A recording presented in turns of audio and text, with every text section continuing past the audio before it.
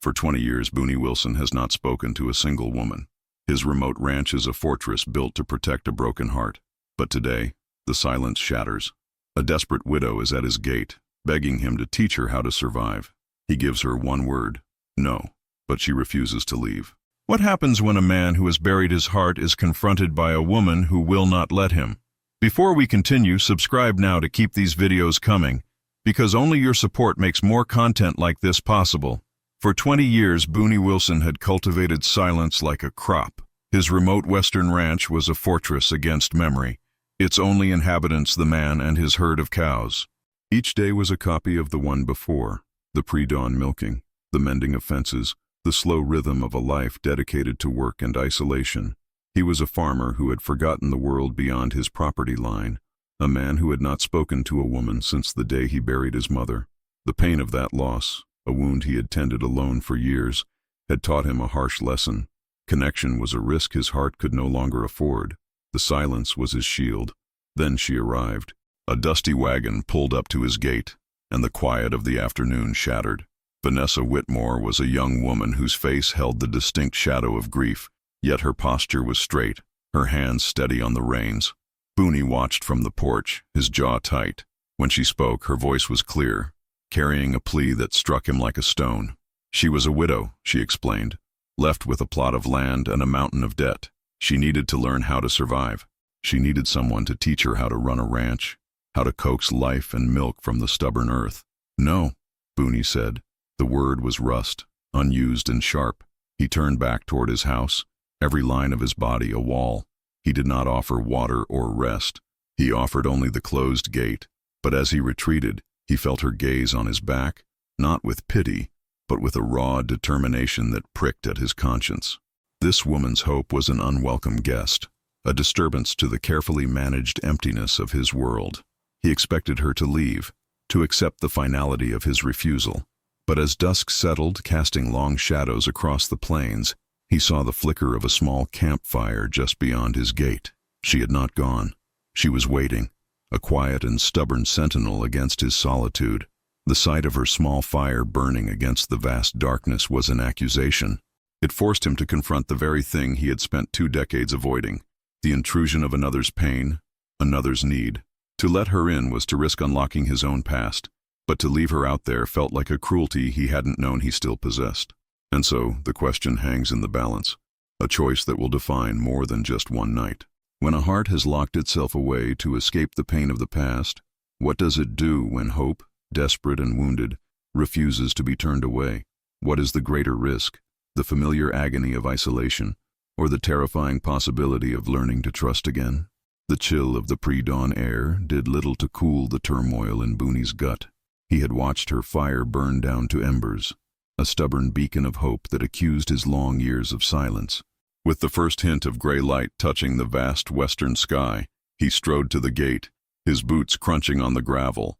The woman, Vanessa, was already awake, her face smudged with soot but her eyes clear. He did not greet her. He simply unlocked the gate and spoke, his voice a low growl. 4 weeks. I will teach you what you need to survive. You work from sunup to sundown. You do not speak unless spoken to. And when the 4 weeks are done, you leave this ranch. No arguments. She simply nodded, her expression a mixture of relief and trepidation. The bargain was struck. Their first lesson began in the barn, the air thick with the scent of hay and animals. The cows shifted in their stalls, their soft lowing the only sound besides Booney's clipped instructions. He moved with a practiced economy that was almost beautiful, his weathered hands sure and steady as he demonstrated how to approach the animal, how to clean the udder, how to coax the warm milk into the pail. For a man who had chosen isolation, his connection to his herd was undeniable. Vanessa listened, her brow furrowed in concentration. She was clumsy at first, her movements uncertain. The cow sidestepped, knocking the bucket. Booney's jaw tightened, but he said nothing, merely righting the pail and gesturing for her to try again.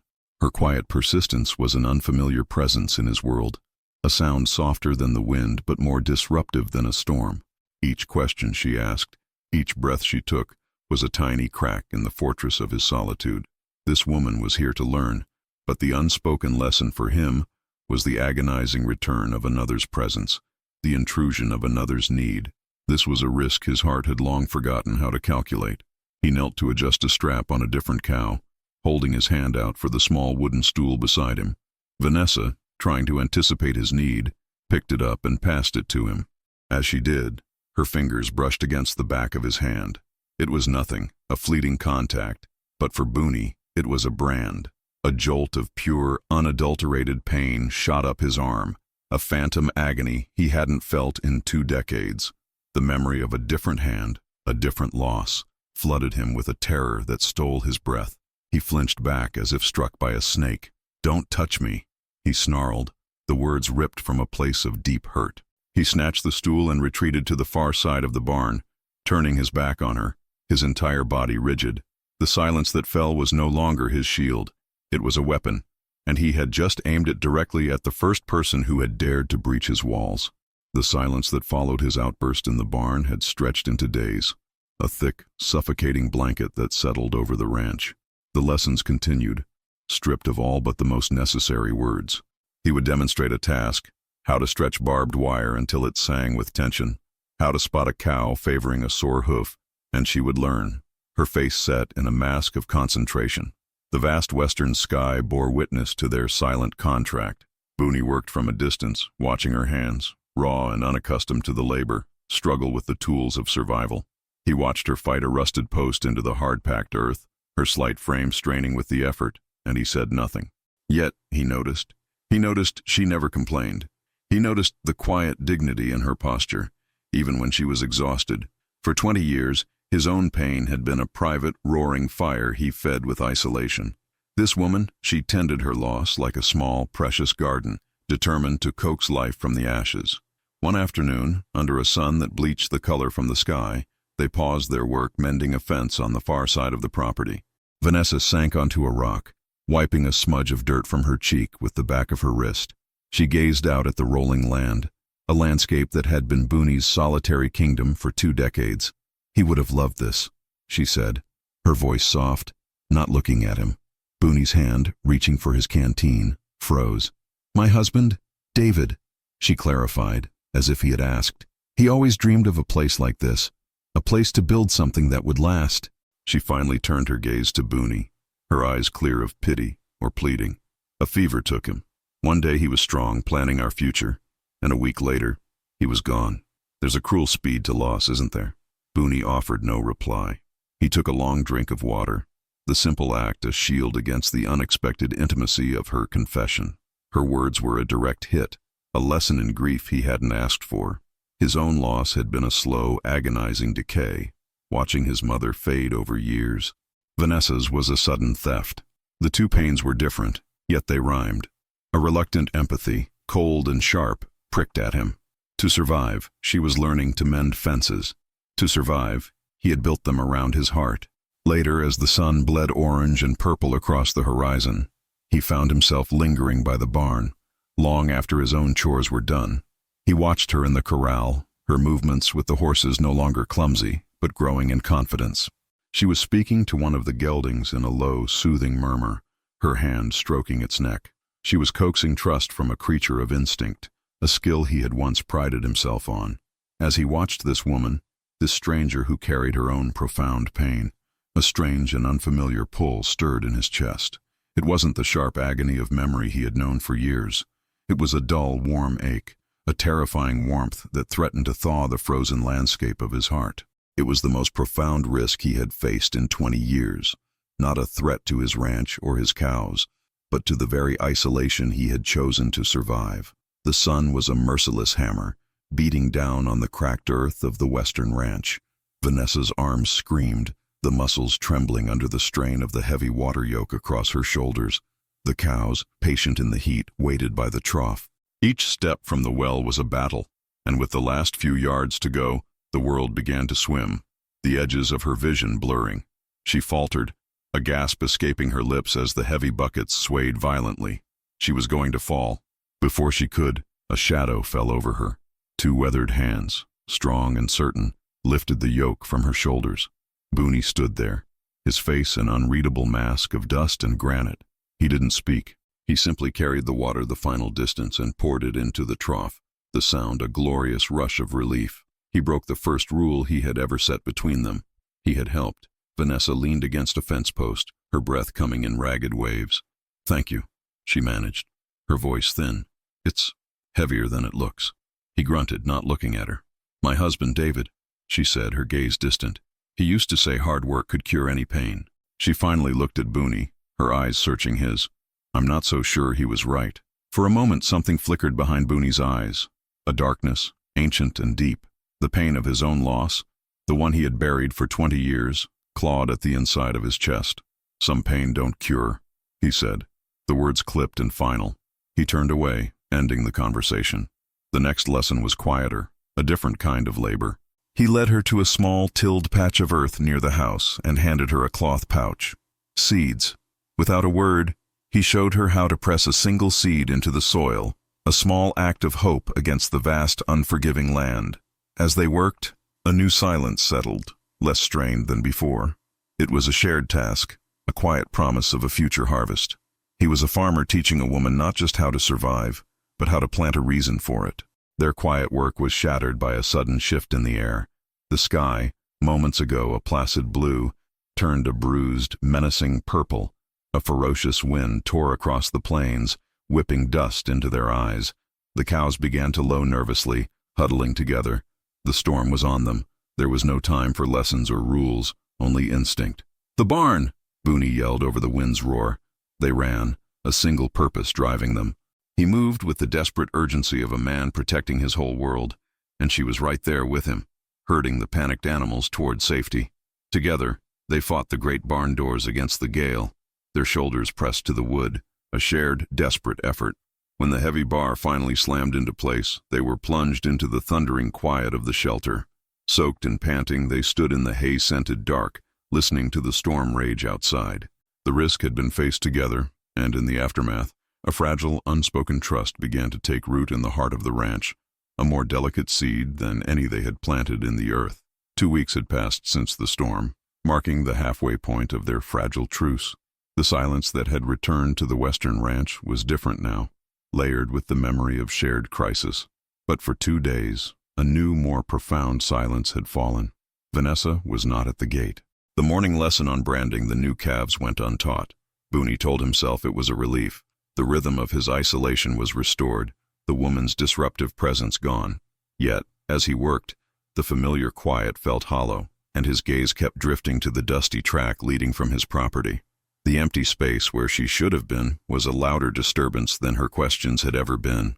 By the second afternoon, the unease in his gut had curdled into a tight knot. He was a farmer. He knew the signs of something wrong. He saw the way she had pushed herself, trying to learn in weeks what had taken him a lifetime. He remembered her face, pale with exhaustion after mending the fence. This was his ranch, his world, but her struggle had become an unwelcome fixture in its landscape. His carefully constructed solitude, a fortress built over 20 years, offered no defense against the gnawing concern for the stranger at his gate. The risk of ignoring her felt for the first time greater than the risk of approaching. With a curse that was more self-reproach than anger, he filled a canteen with fresh water and took a chunk of bread and jerky from his stores. He walked to the gate, unlatched it, and stepped across a line he hadn't crossed for another person since he buried his mother. He found her huddled in her bedroll by the dead ashes of her campfire, shivering in the afternoon heat. Her face was slick with feverish sweat, her breathing shallow. He stood over her, a grim statue of reluctance. "Fool woman," he muttered, the words a low rumble, trying to outwork the sun.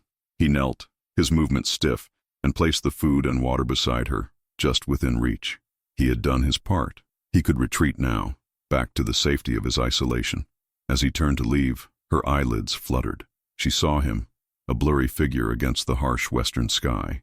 A faint, cracked whisper escaped her lips. "Thank you." She tried to push herself up, her arm trembling. "You're a kind man, Mr. Wilson." The word struck Boone with the force of a physical blow. Kind. It was a foreign word from a forgotten language, a virtue he had long ago excised from his heart. Kindness was a door to pain, an invitation to the loss he had sworn he would never endure again. He recoiled, his jaw clenched so tight it ached.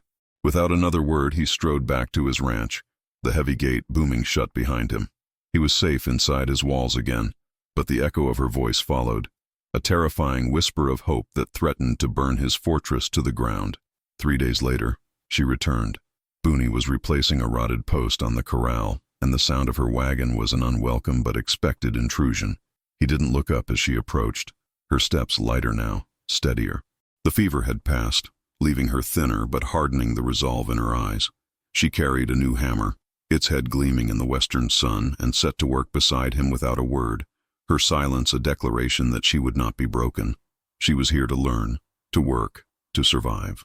Their lesson for the day was repairing the great barn door, scarred and weakened by the storm. Inside the cavernous space, the air was cool and smelled of hay and dust motes dancing in the slanted light. For an hour, the only sounds were the scrape of a plane and the rhythmic thud of hammers. Vanessa broke the quiet first, her voice even.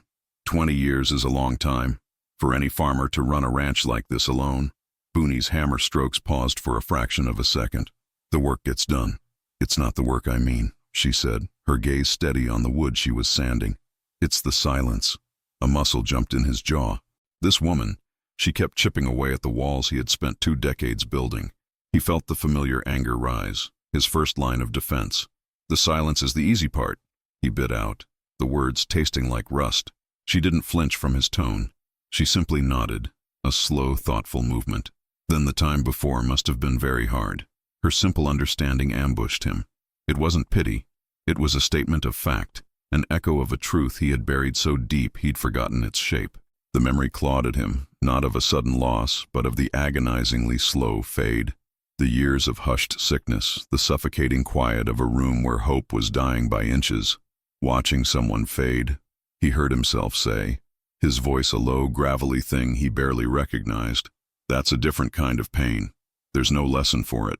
He had revealed a piece of himself, a sliver of the old agony, and the exposure felt like a fresh wound. Vanessa stopped her work and looked at him, her eyes filled with a deep, sorrowful respect. No, she agreed softly. There isn't. But you can learn how to carry it. I fight to survive because David dreamed of this life. Honoring that dream is how I carry him. Her confession settled in the quiet between them. She wasn't asking him to heal. She was showing him how she mended her own heart. For the first time in 20 years, Booney felt something other than the sharp risk of connection.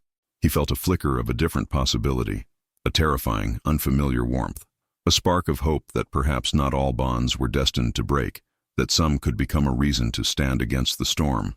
The thought was so dangerous, he immediately crushed it. This door won't fix itself, he grunted, turning away and hammering a nail with far more force than necessary. He had retreated back to his fortress, but a crack had been left in the wall, letting in a single, frightening beam of light.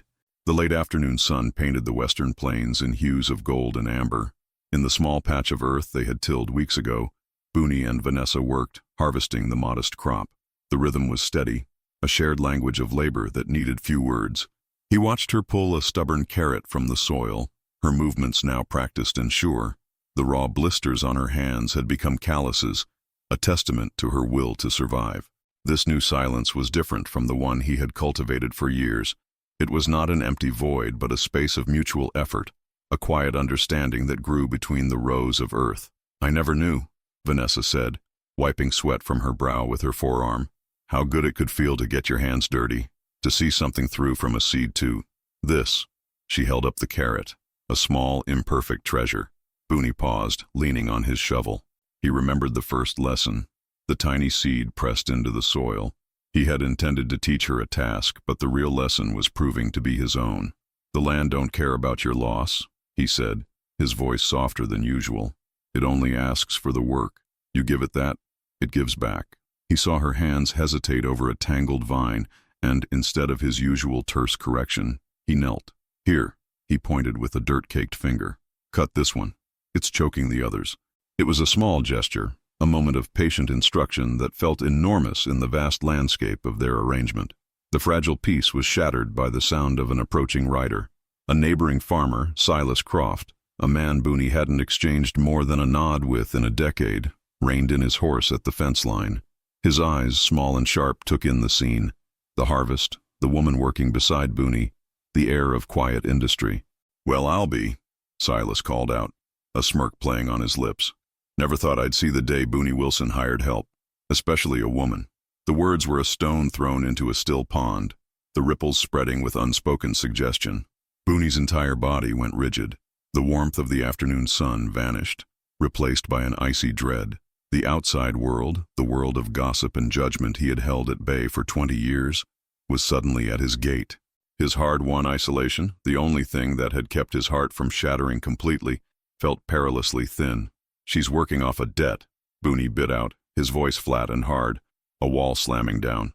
Silas chuckled, a low, knowing sound. "A debt. Right." He tipped his hat, his gaze lingering on Vanessa for a moment too long. "Whatever you say, Booney." With a final, speculative glance, he spurred his horse and rode on, leaving a cloud of dust and thick, choking tension in his wake. The easy silence was gone, replaced by the old, familiar shield. Booney turned his back on Vanessa, staring out at the ranch that was supposed to be his fortress. He had let her in to teach her how to survive, but he was just now learning the true risk. It wasn't just about his own pain. It was about the threat of her presence, a light that drew the unwanted attention of a world he could no longer hide from. Silas Croft's visit had poisoned the air. The easy quiet they had found was gone, replaced by a silence that was deliberate and sharp, a weapon Booney once again wielded with practiced skill. For 2 days he retreated into the fortress of himself, his words clipped to the bone, his movements rigid. He was the farmer of isolation again, tending the bitter crop of his fear. The lesson on branding the new calves was delivered under a tense gray sky. The heat from the fire, the acrid smell of the hot irons, and the distressed lowing of the cows created a backdrop of primal struggle that mirrored the war inside him. He showed her how to heat the iron, how to hold the calf, how to press the brand firmly and quickly. There was no patience in his instruction, only the cold mechanics of the task. He was teaching her a hard lesson about the ranch, but the true lesson was for her to learn the boundaries of his heart. Vanessa worked beside him, her face smudged with soot, her expression unreadable. She did not flinch from the heat or the animal's fear. When it was her turn, she pressed the iron to the calf's flank with a steady hand, her jaw set. She had learned to survive the physical trials of this Western life. Now, she refused to be driven off by the chill of his pain. As they released the last calf, she wiped her hands on her trousers and faced him, her gaze direct. "You've been a stranger since that farmer came by. That ain't your concern," Booney bit out, turning to douse the fire. "It is," she insisted, her voice quiet but unyielding. "I thought we had built a trust here. Your silence now feels like you're taking it back." He spun on her, the 20 years of buried fury flashing in his eyes. Trust? The word was a foul taste in his mouth. Trust is what leaves a man alone with nothing but ghosts and debt. It's a fool's game. The confession was more than he'd intended to say. A crack in the dam. Her expression softened with a sorrowful understanding that was more unnerving than fear. "So you hide. From everyone. You've spent so many years building these walls to keep the pain out, but all they do is keep you trapped inside with it." She took a step closer into the dangerous space he guarded so fiercely. "What happened to you, Booney? What betrayal was so great that you chose to spend your life in silence rather than risk it again?" Her question hung in the air, a direct strike at the heart of the wound he had protected for 2 decades. He felt the old loss clawing at his throat, the memory of a promise broken, of a hope that had curdled into poison. He saw her earnest face, this woman who carried her own grief with such dignity, and the truth nearly broke free, but the risk was too great. "This lesson is over," he growled, the words a barricade. He strode toward the barn, his back a rigid wall of denial. He had escaped her question, but he could not escape the way it echoed inside him, forcing him to look at the bars of the cage he had built for himself. The final week of their arrangement began not with a lesson, but with an observation. From the high ground of his own ranch, Booney watched Vanessa move about her property. She was no longer a stranger fumbling with unfamiliar tools. She was a farmer. Her movements were economical, her posture certain as she guided her small herd of inherited cows to pasture. He had heard in town, on a rare trip for salt licks, that the widow Whitmore was bringing in a steady trickle of milk, enough to start paying down the mountain of debt her husband had left. The lessons had taken root. She was learning to survive. That evening, as the sun set, she walked over to his porch. He was oiling a harness, his hands busy, his face averted. She stood there for a moment in the gathering dusk, not speaking until he was forced to look up. In her outstretched hand was a small object, carved from a piece of scrap wood. It was a cow, clumsy and imperfect, but unmistakably a cow. its shape softened by patient sanding. "I wanted to thank you," she said, her voice quiet. "You taught me more than you promised. You taught me there's a way forward." He stared at the wooden figure. Kindness was a currency he had not traded in for 20 years. His first instinct was to refuse, to push away this offering of gratitude because accepting it felt like accepting a bond, a connection. That was the greatest risk of all. But his hand, against his will, reached out and took it. The wood was warm from her palm. He grunted something unintelligible, turned without a word, and walked into his house. He placed the small cow on the dusty mantelpiece, a tiny, defiant monument to hope in his fortress of isolation. The next day brought a different kind of visitor. A man on a fine horse, dressed in town clothes that looked out of place against the raw western landscape, rode directly to Vanessa's gate. Boone watched from his barn, a cold knot forming in his stomach. This was the world he had shut out, the world of ledgers and contracts, a world with no mercy for pain or loss. He saw the man, a creditor by the sharp set of his jaw, gesturing aggressively toward the house, then the land. His voice carried on the wind, thin but sharp. Though he couldn't make out the words, the meaning was clear. The threat was a physical thing, a shadow falling over the small patch of earth Vanessa was fighting so hard to save. This was a different kind of storm, one that couldn't be weathered by holing up in a barn. It was the hard, unforgiving reality of a world that took and took, the very reality that had driven him into his long silence. He had spent 2 decades believing his ranch was a shield, but he saw now that by letting this woman near his heart, he had exposed them both to a danger far greater than a blizzard or a drought. He had invited in the very world that had broken him. He did not hesitate. The sight of the well-dressed man jabbing a finger at Vanessa, her small figure standing defiant before her home, was a spark on dry tinder. Boone dropped his tools and strode across the dusty ground that separated their properties, his boots crunching with a purpose that had been dormant for years. He did not raise his voice. He did not have to. He simply planted himself between the creditor and the woman, a granite wall of a man. "She's working off a debt to me," Boone said, his voice a low rumble. "This ranch and everything on it is under my watch until it's paid." The creditor, a man used to bullying with ledgers and laws, took one look at the sheer, unyielding presence of the farmer before him and seemed to shrink. He offered a sputtering protest, then a curt nod, and rode away, leaving a cloud of dust and stunned silence. That evening, Vanessa came to his porch. The sun was a smear of fire on the horizon. "You didn't have to do that," she said, her voice full of a wonder that pricked at him. "Man was a vulture," Boone grunted, not looking at her. "He'll be back," she said. "But tonight you gave me hope." She took a steadying breath. "And for that, I want to give you something. A night away from this ranch, a night away from the silence." He finally turned to look at her, his suspicion a palpable thing. "There's a saloon in town," she went on, her gaze unwavering, "with music, and women who know how to make a man forget his pain for an hour or two." The idea was so foreign, so jarring. It felt like a physical blow. He hadn't been with a woman in 20 years, had erased that part of himself, along with every other risk to his heart. "No," he said, the word a reflex. "You teach me how to survive, Boone," she pressed, her voice soft but firm. "Let me teach you a different lesson, that there's more to life than just surviving." His refusal died on his lips. He looked at this woman, her face earnest in the fading light, and felt the foundations of his isolation shudder. He agreed with a short, clipped nod, the greatest risk he had taken yet.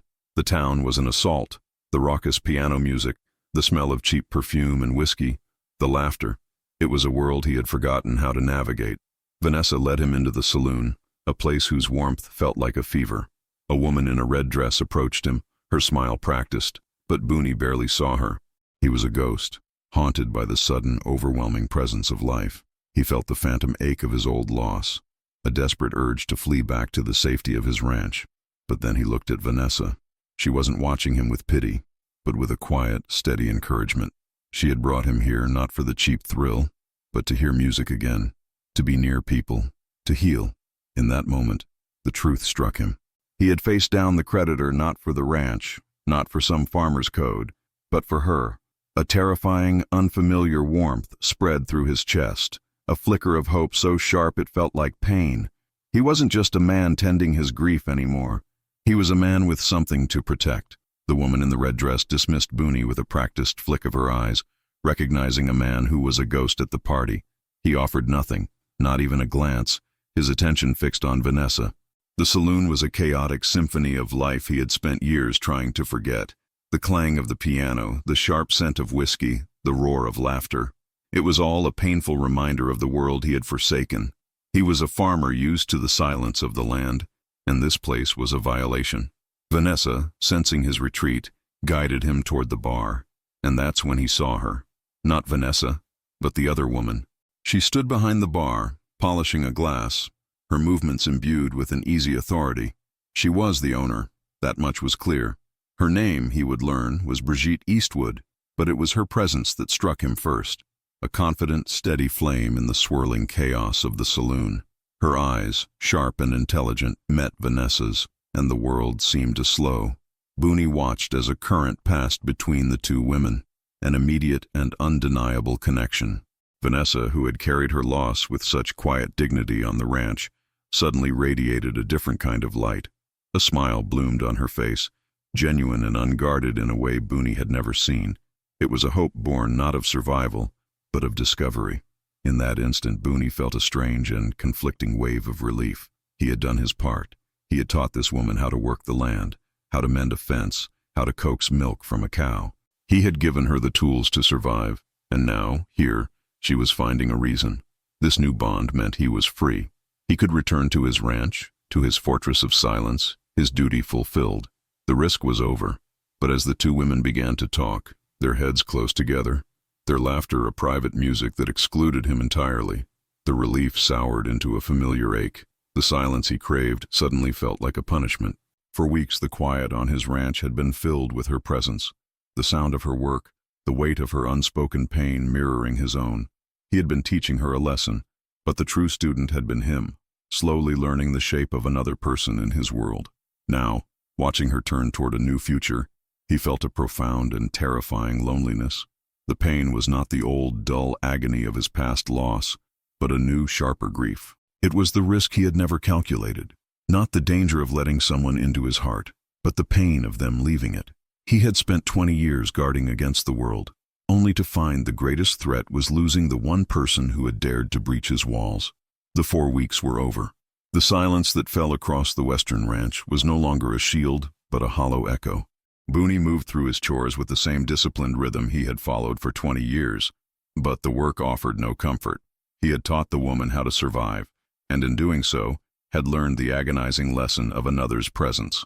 Now, her absence was a wound. He found himself pausing, his gaze drifting to the empty corral where she had learned to gentle the horses, to the barren patch of earth where her small campfire had burned like a defiant star. He had sent her out into the world to find a reason to live, never calculating the risk that she would actually find one that did not include him. She came in the late afternoon, when the sun cast long shadows that looked like bars across the land. She was not dressed for work. He watched her approach from the porch, his heart a heavy stone in his chest. "I sold the ranch," she said, her voice clear and steady. "The man you chased off came back with an offer, a fair one. I'm out of debt." She looked at him, her eyes filled with a gratitude that felt heavier than any burden. "I'm building a life with Brigitte, in town." Each word was a nail sealing him back inside his fortress. This was the end of the lesson. He had succeeded. He had helped her heal, and now she was leaving. He should have felt relief, but all he felt was the familiar cold grip of loss. "You taught me how to stand on my own feet, Booney," she continued softly. "How to survive. I'll never forget it." Their shared journey, the storm, the fever, the quiet trust built over mended fences, it all hung between them, a dense and unspoken history. He wanted to say something, to tell her that her hope had become a fixture in his lonely world, but 20 years of silence had stolen the words. Just then, a wagon pulled up, and Brigitte Eastwood stepped down. She was a figure of confident grace, the owner of a world Booney had fled. She nodded at him with a respectful but knowing gaze. "Vanessa told me what you did for her," Brigitte said, her voice as smooth as aged whiskey. "You gave her a chance to heal. That's a debt I'd like to repay." She reached into her satchel and placed a folded document on the porch rail. "The saloon. It's a profitable business, but my heart is with the woman standing next to me, not with pouring drinks. I'm giving it to you. The deed is all signed." Boone stared at the paper as if it were a coiled snake. This woman was offering him a new life, a role in the heart of the very western town he had hidden from. It was a terrifying, impossible choice. He had retreated to this ranch to escape the pain of connection, and now he was being offered ownership of a place built entirely on it. Vanessa and Brigitte turned and left, their departure leaving him in a silence deeper than any he had known before. He was a farmer again, alone with his cows and his land, but the isolation was no longer a refuge. It was a question. When a man has spent half his life building walls to keep the world out, what does he do when the world comes knocking with an offer of a new door?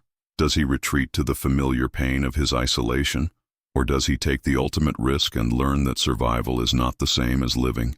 The choice is his, and the future of his heart hangs in the balance. He stood on his porch, the folded deed a foreign weight in his calloused hand. The paper was a map to a world he had abandoned, a world of noise and people and risk. For 20 years this western ranch had been his entire universe, a fortress built to contain a single echoing pain. He had been a farmer of silence, and the only harvest was the bitter fruit of isolation. But the woman, Vanessa, had taught him a new lesson. She had shown him that to survive was not enough. A heart needed a reason. He had taught her how to coax milk from his cows, and she had taught him that trust was not always a prelude to loss. With a slow, deliberate breath, he tucked the deed into his shirt pocket. It was the greatest risk he had ever taken. From the edge of his property, he could see her former land, the small ranch now alive with a new kind of hope. Vanessa and Brigitte moved together with an easy grace, mending a fence not as a chore for survival, but as an act of building a shared life. Their laughter carried on the breeze, a sound that no longer felt like an intrusion. He had given her the tools to heal, and she had found her own way forward. A pang of the old loneliness struck him, sharp and familiar, but it faded quickly, replaced by a quiet acceptance. His part in her story was over. Now, his own had to begin. He turned away and walked, not toward the barn or the herd, but toward a solitary hill where a lone cottonwood stood sentinel. He had not made this journey in 2 decades. The grave marker was weathered, the name carved into it softened by 20 years of sun and wind. He knelt in the dust, the silence here heavier than any he had known on the ranch. It was the silence of unresolved grief, of words left unspoken. He ran his hand over the worn wood. "I thought the silence would protect me," he said, his voice a raw, unused thing. "I blamed you for the pain of it, for leaving me alone. But it wasn't your loss that broke me. It was the betrayal that followed." The confession, whispered to the wind, finally gave shape to the ghost that had haunted him for so long. "I stopped trusting the world. I stopped trusting my own heart." He looked up at the vast open sky, and for the first time in years, the emptiness did not feel like a threat. It felt like a possibility. He had learned how to carry his pain. Now, he had to learn how to live again. He walked down from the hill, the dust of the grave still on his knees. 20 years of silence had been broken, and the truth of his pain, spoken at last, had left him feeling not empty, but cleared, like a field after a fire. From his property line, he watched the 2 women on the neighboring ranch. Vanessa and Brigitte stood near the corral, their hands joined in a simple, profound gesture of unity. The setting sun bathed them in a soft, golden light, and in that moment, they were the very picture of hope. A laugh escaped Vanessa, clear and bright, and it carried across the western plains. It did not sting Boone with the pain of loss. Instead, it washed over him, a clean sound that filled the hollow spaces his isolation had carved. The final lesson had been his to learn. For all the years he'd spent as a farmer of silence, this woman had taught him that the heart's truest harvest was not grown in solitude. He had set out to teach her how to survive, how to draw milk from his cows and mend fences against the vast emptiness. In return, she had shown him that to heal was to take a risk, that trust was not a weakness, but a bridge out of the prison of the past. He looked at his own ranch, at the familiar outlines of the barn and the lowing herd. It was no longer a fortress. It was a home waiting for a life to be lived within it. The deed in his pocket felt warm against his chest, not a burden, but a promise. He had survived his pain. Now, it was time to live. The journey of this farmer and the woman who breached his walls shows us that the deepest wounds can heal when we find the courage to let another heart in. We are so grateful you joined us for this Western tale. If their story touched you, we hope you'll stay for another. Please take a moment to hit that subscribe button and consider supporting our channel with a super chat. Your support is the soil from which these stories of hope grow, and it means the world to us. We can't wait to share the next journey with you.